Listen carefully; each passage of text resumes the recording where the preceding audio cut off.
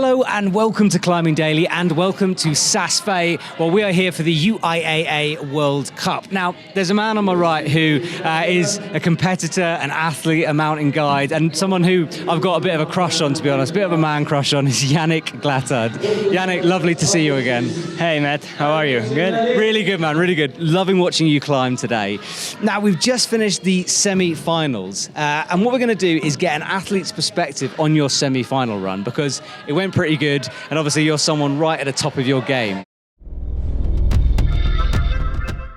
Well, let's start on this route. So, right at the very beginning, you come in and we've got this initial ice section into the main route. And what got me, compared with your run, compared to other people's, is you seem to hit that thing with so much energy. You were straight away into it, smashing through it. So let's get going. So what's your initial thoughts as you pull on here? My feelings are just I'm full with fire at the start, and I just want to climb fast, climb, you know. And so for me, it's very cool when the beginning is perhaps in the ice, so I can just go. Now we're coming up to the first clip. Can you explain the rules with the first clip? Because it's pre-clipped. What would happen if you fall off below that clip? So in qualification, when you fall off below the first own clip, you can have a second try. But in semifinals and finals, this rule is not counting anymore, so all in. So it's clip for safety, not necessarily for the rules? Yeah, it's just because we're super close to the ground, and if you do a high clip, you have a lot of slack, and then when you would pop off, it would be too dangerous. Okay, so as we're moving through this section here, you're starting to move into the first area where you're going to start making a clip. You match that hold, move up to a small spike. And how are you feeling at this stage of the climb? So in the beginning, for me, it was just to get a good feeling, getting into the wall, try to move my body as forceless, and enjoying the moves and feeling my body. So this move here we're looking at, left hand out, not using the ice axe, using your hand. Why did you make that decision? So I didn't know that hold before, and I couldn't see any edge there. And I looked on how big he is, and so I felt, I better take it with hand. It's more secure. We're moving through here. Right hook looks quite steady at this stage. Is it difficult not to get too much adrenaline and blow one of those hooks? Because they're so small, aren't they? If you sort of get it wrong, that's it, all over.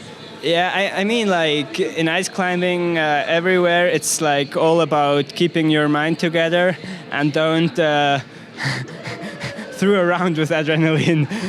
keep it down, you know, till you stand on the top.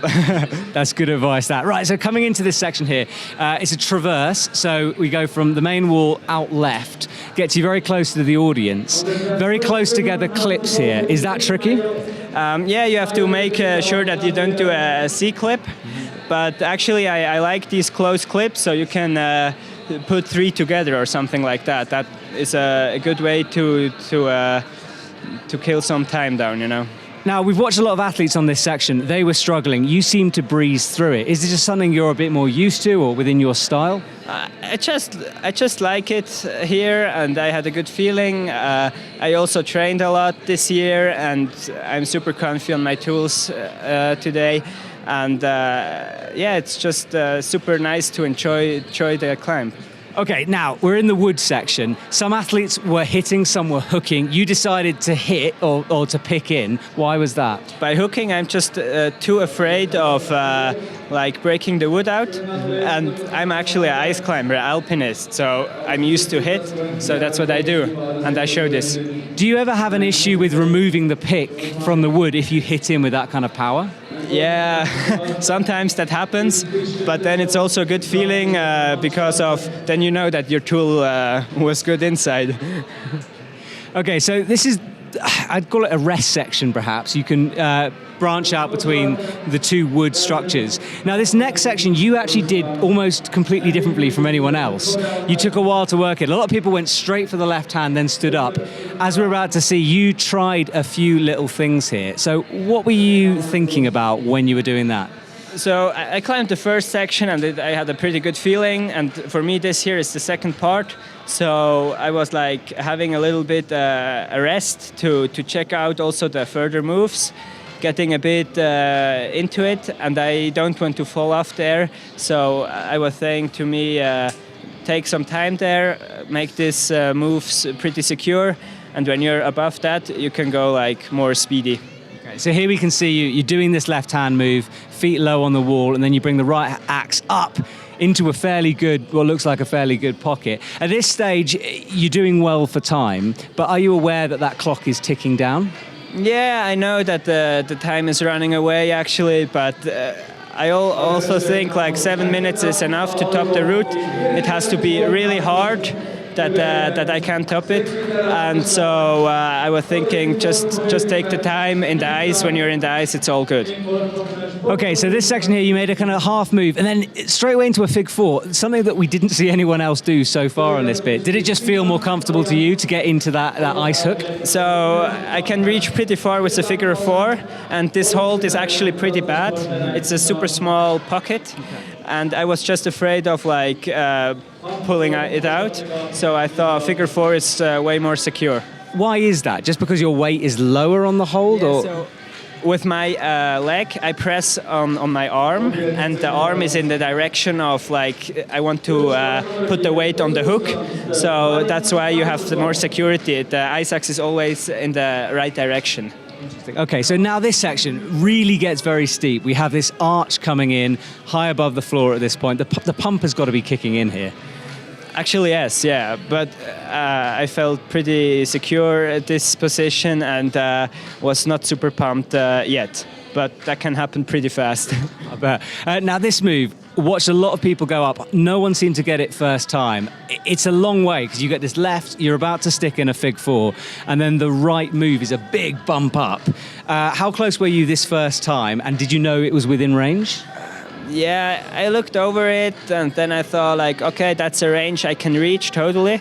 And so I just saw high feet, standing well, and then full strength and outside. We should mention, by the way, we're in a very noisy arena here, so if there's any noise extra, it's noisy, so I apologise about this.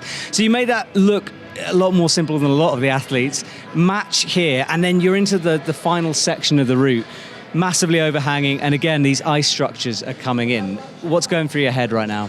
Yeah, so this one was like the last hole that was kind of taking care on it, you know, and then I knew when I move into the ice, you have big holes, you can't fall off. It's just physically strength you need. You can't fall off. I think mere mortals would. But the speed ramp there between that black volume and that ice, it's like you turned on a gear again.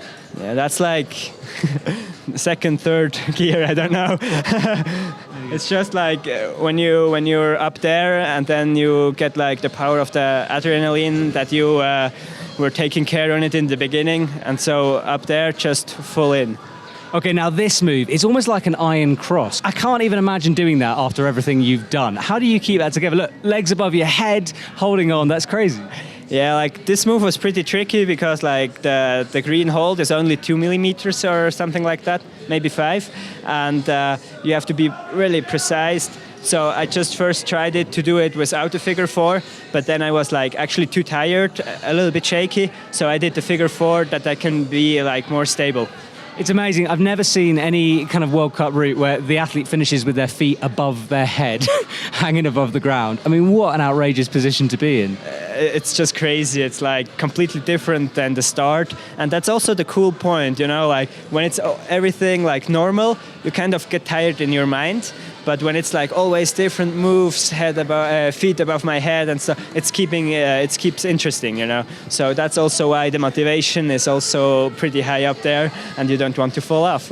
Awesome. Well, look, guys, we're so fresh on this that the results haven't even come through. I think we can presume Yannick has qualified for the finals. You top the route. Something weird would have to happen. You've now got a couple of hours. What's your process now, getting ready for the finals? So now I go to the apartment, making some good food where it's not too heavy, but keeps the energy high. And then I will rest a bit, going to the black roll, and then putting my mind together for the finals. Well, Yannick, best of luck in the finals. We'll be cheering for you, and good luck with the rest of the season.